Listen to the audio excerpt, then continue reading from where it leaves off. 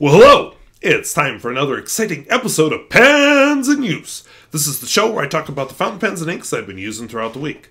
So, let's dive into it.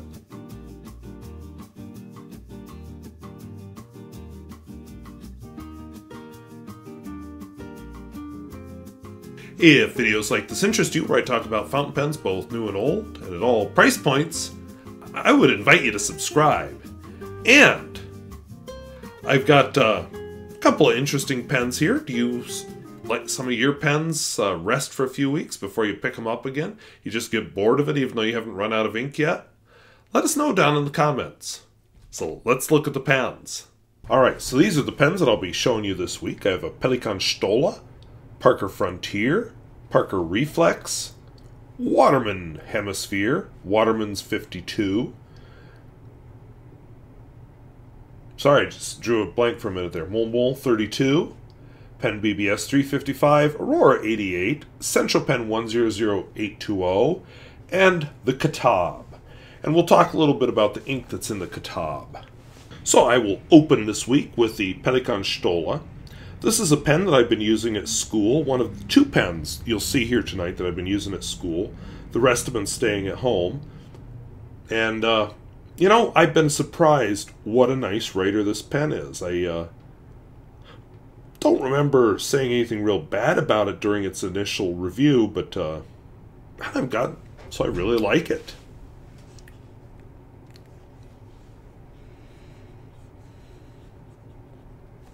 It's not going to win any beauty contests or anything. It just seems to be a very good pen. And I've been told this is a medium nib, and that's all they have for this model. So Pelikan Stola, or I'm sorry, Pelikan 4001, Brilliant Black.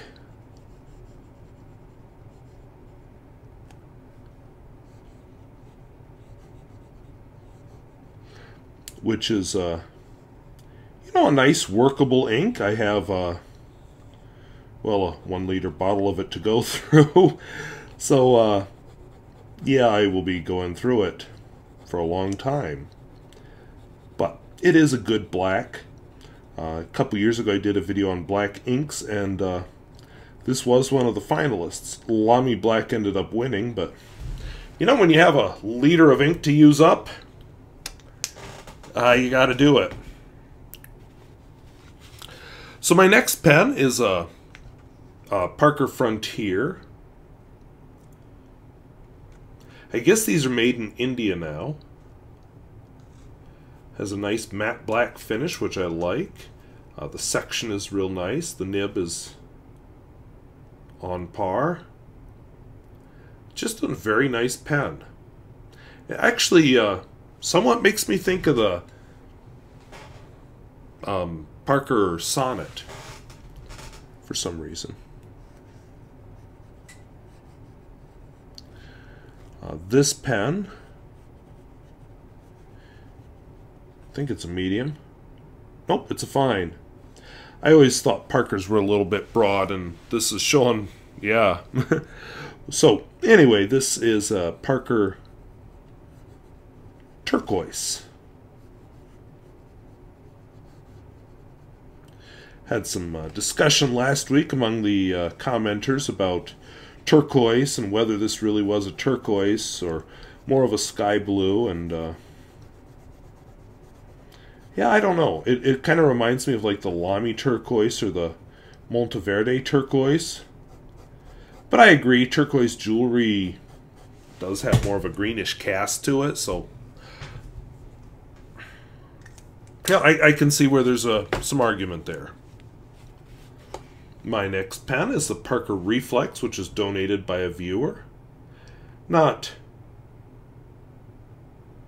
you know, one of the famous pens of Parker, but a perfectly good workable Parker. And last week I goofed, sorry, I didn't boof, I goofed. Sorry, I goofed, and I said this looked like a Parker Jotter nib. What I meant to say was a Parker Vector nib.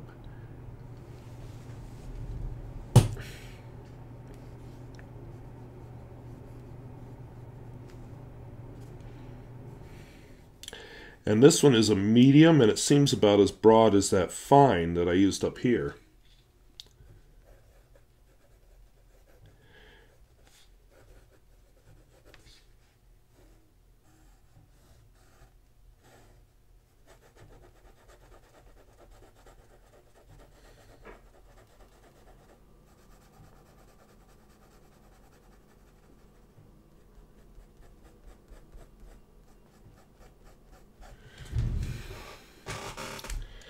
All right, so that's Parker Red. I'm kind of impressed with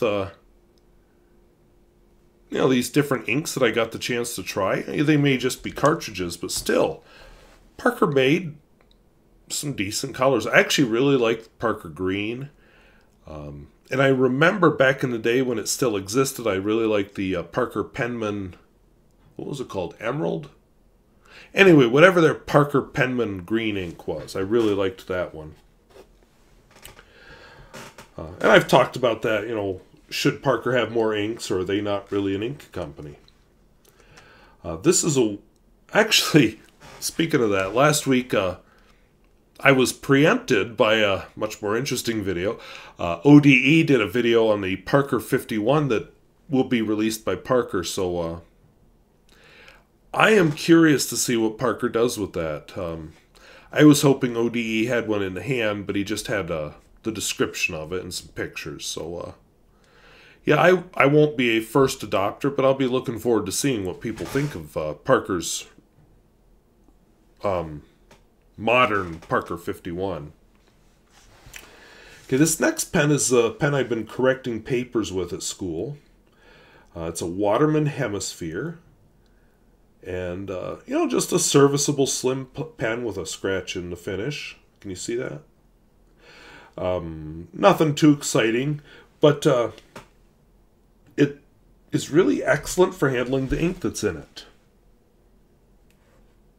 Oops, I started to write Parker. Waterman!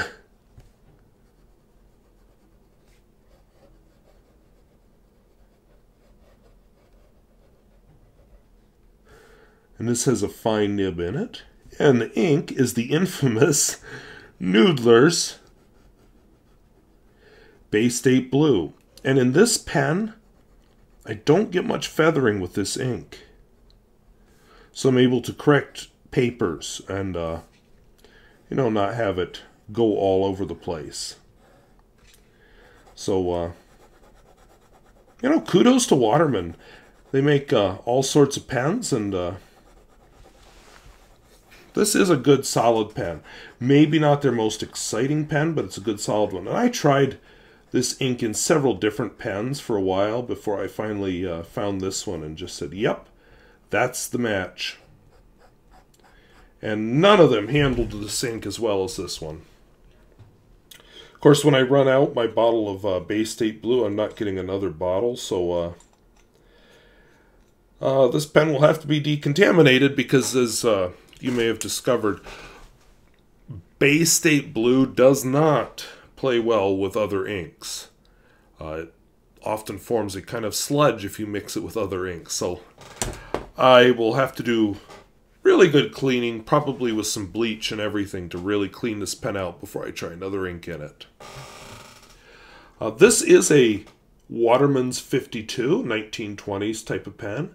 Obviously the ebonite finish has seen a little bit of sunlight.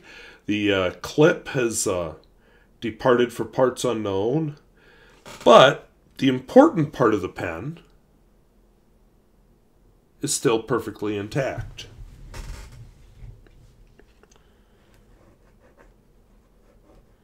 And may I just say, I think this ink has found its pen.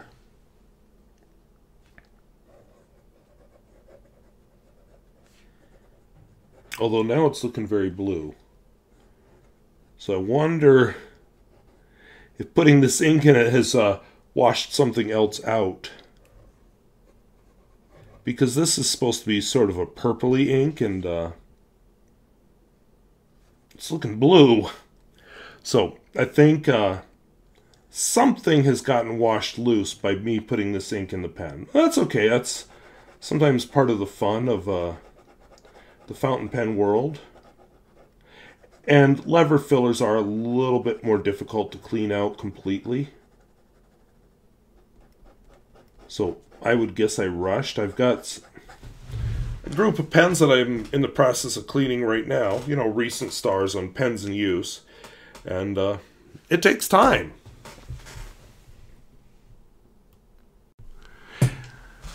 And if you want to do it right, you have to probably include some soaking in water and so on, not just the flushing. And I'm going to guess that the last time I cleaned this pen out, I just flushed. So, such is life. My next pen is my Montblanc 32, a nice 1960s sort of a pen. One of those slim black vintage pens that I like so well. It has a nice, I've been told it's an intarsia nib. This pen will probably be here for a while yet. It's, you know, an extra fine nib, so it just does not go through the ink very quickly. This ink is Colorverse's Pale Blue Dot. The nice thing with this pen, if I do get bored with it, is I can just set it aside, and it does hold a pretty good seal, so I'm not too worried about the nib drying out. So if I give this pen a break for a few weeks, it'll be okay. Some pens I would not do that.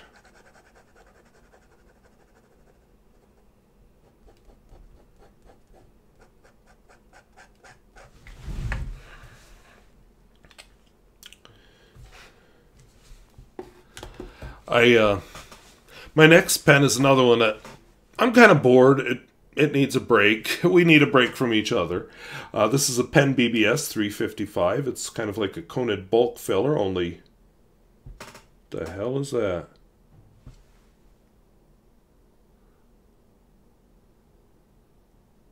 I don't know what that is. Is that a little bit of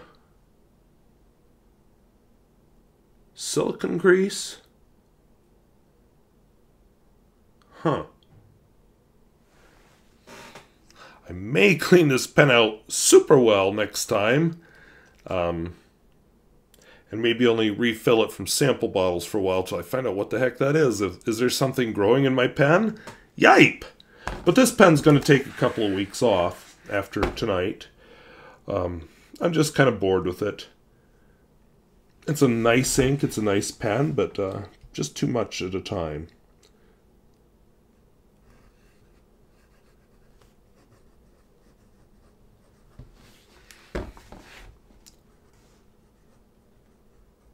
Whoops, 355. The nib in it, I replaced the default nib and put in a Nemosine 0.6 nib.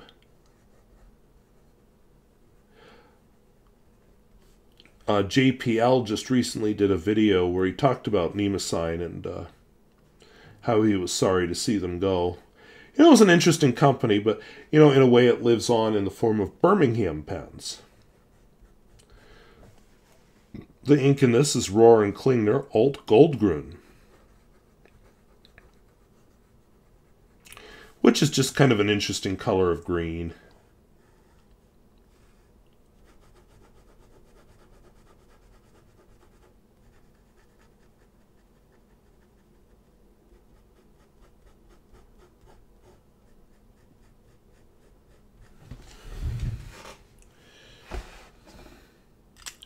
But anyway, on the Nemosine front, my understanding is it was brothers. One was into the Birmingham pens thing, the other was the Nemosine. Now they're working together, so it probably came out as a win. The Nemosine pens were definitely more low-end than the Birmingham pens, because they're not custom-made pens. And I've only ever done one Nemosine pen on this channel, and, well, okay. And this isn't it, but, you know, my concern with the Nemosine pen I reviewed was it was cracking all around here, and that's something that JPL mentioned in his video, too. So this is, sorry, I should show you the pen, my Aurora 88, which is filled with a Birmingham ink. This is the Giove finish.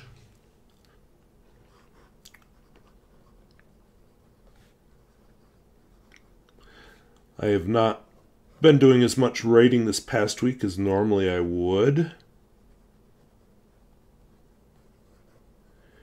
So I'm not running through the pens as quickly. This ink is Twilight. I think it's a very attractive color. In fact, as I'm writing this, I kind of want to compare it to Noodler's Black Swan in Australian Rose. It definitely seems to be of that genre. Is genre a word for ink color? Anyway, it definitely seems to be in that territory, so I'll have to ink one up next week. Yeah, and then I can do a proper comparison, you know, before this runs empty. Alright, my next pen, I haven't had out in a while. This was one of my first expensive vintage pens. This is my beloved Centropen 100820 with just an absolutely gorgeous finish.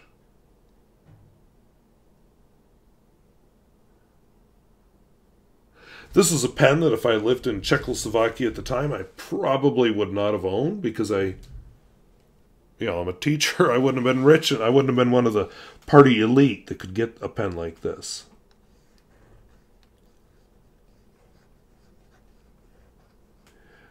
The nib on this is kind of wild. It's almost like writing with a paintbrush. Oops, there I railroaded.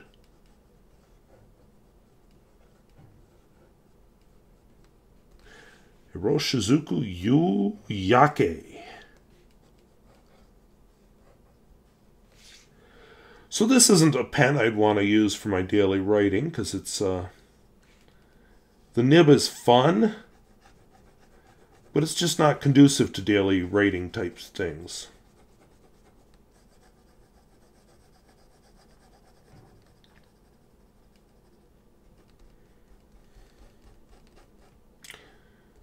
I do have this nib, same nib and a much cheaper body, so I might have to ink that one up one of these weeks. But yeah, we'll just stare at the finish one more time instead of looking at my face. This thing is gorgeous. And that nib is just a ISCO gold nib.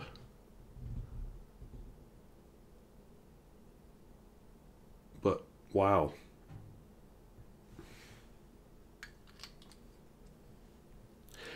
And then my final pen tonight is going to be the Katab.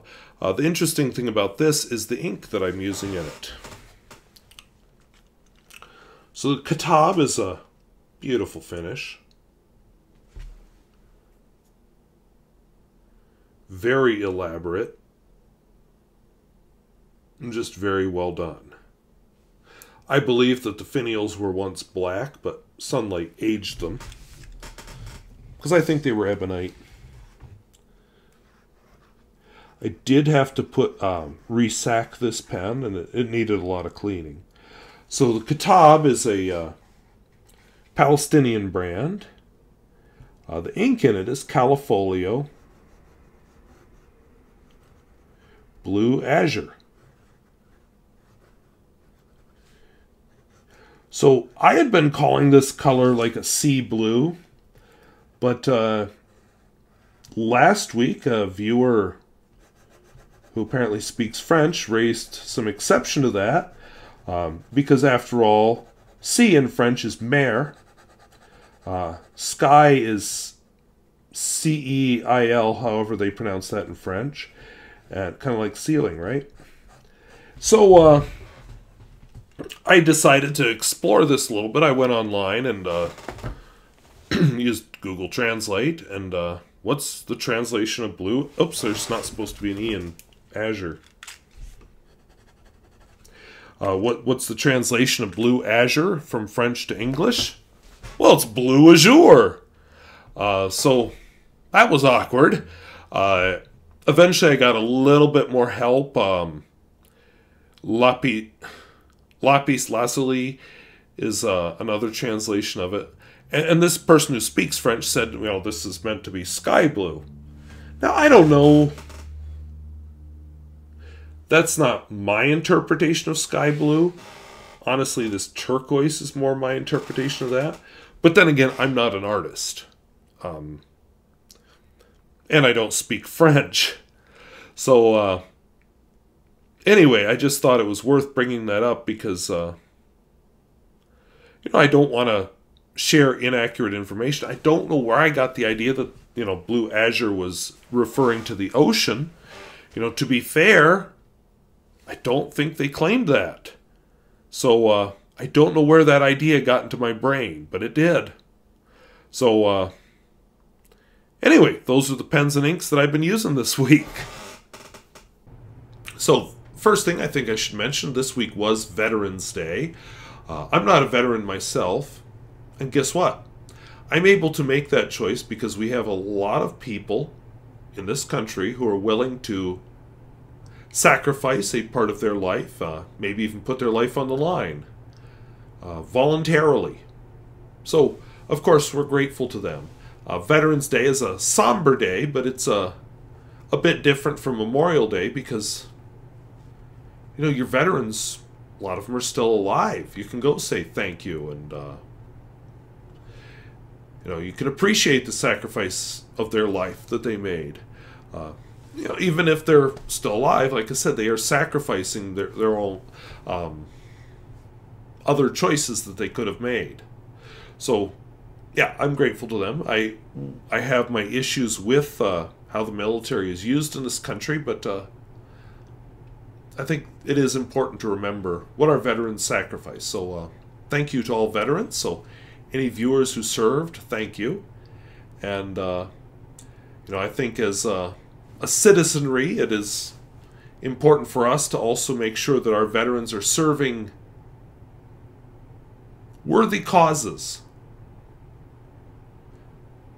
So I won't delve into that too deeply. This isn't that kind of video tonight, but just to make sure that our politicians, when our veterans are called upon to serve in some kind of capacity, that it's for the right reasons. In other exciting news, North Dakota continues to lead the nation in COVID-19. Right now, our hospitals are all at capacity, so I hope I don't get the thing. And our governor said, well, I'm going to help those hospitals out. So he decided he's going to allow nurses and medical workers who have COVID-19 to come back to the hospitals and work. But, it's okay, because they're only going to work in the COVID-19 wards. It's not like they'll be around anybody else.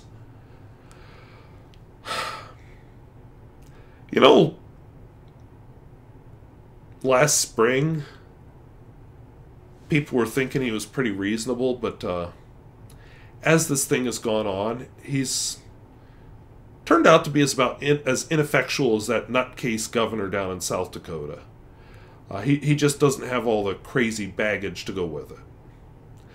But, yeah, I'm not impressed by his handling of this virus, and people used to talk about how good his press conferences were, but I don't know, you ever try to listen to one, he just drones on and on and on without saying anything. So, yeah, I'm definitely long past over this governor. He did put the whole state into a state of orange. Okay. What's that mean to anybody, anywhere? Are we going to require masks now? Oh, we're going to leave that to individual choice, because I think our citizens are responsible enough to make the right choice. Well, no, they're not. Walk around anywhere where there are people in this state. Trying to do the mask thing at school has just been yet one more thing to make this a horrible year of teaching, and make me wonder why I went into this job. There is no enforcement of it. People do not take it seriously. And, I'm uncomfortable. And we have people talking about how kids need to have mask breaks and so on. And just, why are we wearing the mask? Because we're trying not to spread a virus. We are trying to control spread of it. We are trying to control spread of a virus that's like a 100-year plague. And can't even do that minimum. So, yeah, I'm over the governor in this state. But anyway, I guess I'm still in person in school. We'll see how long that lasts. As our cases keep shooting up and up and up, I don't know. Scary times. And Thanksgiving is coming, and I've discovered an awful lot of people are planning on big family get-togethers, and we'll see how the spread happens over after Thanksgiving. It could be even wilder than it is now. So, yeah. On to a more happy topic. The election's over. We've voted for our president. There's absolutely nothing anyone can do about it now. The president is chosen. Yes, some states still are formalizing it. Well, I guess they're all still formalizing it. They're counting final ballots and things. But the chance that it's going to be somebody other than who it was called for is extremely unlikely. No matter how much the other candidate may flail around and like a child and demand a do-over, or try to pick apart little picayune. Oh, look, these 50 votes here, there's kind of questionable. None of it's going to change the result. So we have a new president, and that it just goes to show that democracy works. It shows that we do have a robust, good voting system in this country, no matter how much some people may try to undermine it. If you go back 4 years to the last time we had a presidential election, you wouldn't find me criticizing our voting system. I don't like the Electoral College, and the last election showed why, but the system worked. And so that's something to be celebrated. Let them flail around and throw their little temper tantrum, but in the end, it worked. So who knows who's going to be president 4 years from now?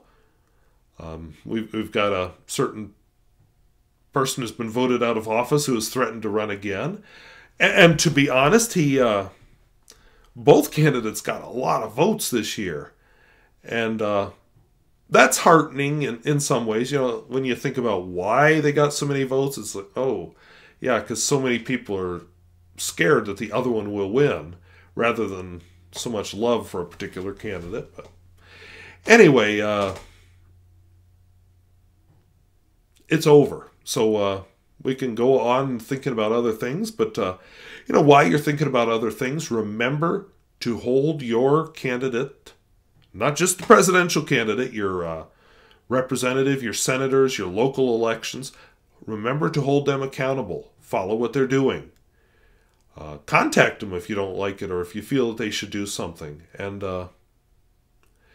yeah, don't just sit back and say, well, it's over for 4 years, because it isn't. So, anyway, little celebration there. I think the best thing about this election is that it's over. I've been pretty sure for a long time how it would turn out. I'm pretty sure who was going to win, but it's over. We got some people trying to drag it out by questioning various picayune details, but it's over. I mean, we know who's won. So anyway, that's about all I have. It's been another busy week for me, and I'm just ready for a weekend. So anyway, if videos like this interest you, where I talk about fountain pens, both new and old, and at all price points, I would invite you to subscribe. And, are you happy the election is... Okay, stupid question. Of course you're happy the election's over. So I guess I'll throw out a more frivolous question. Are you somebody who will let pens sit for a few weeks because you get bored of them? Do you clean them out if you're not writing with them? Or do you, doggone it, I'm going to write with it till it's empty? No, let us know down in the comments. So as always, I want to thank you for watching. and we'll talk to you later. Bye-bye.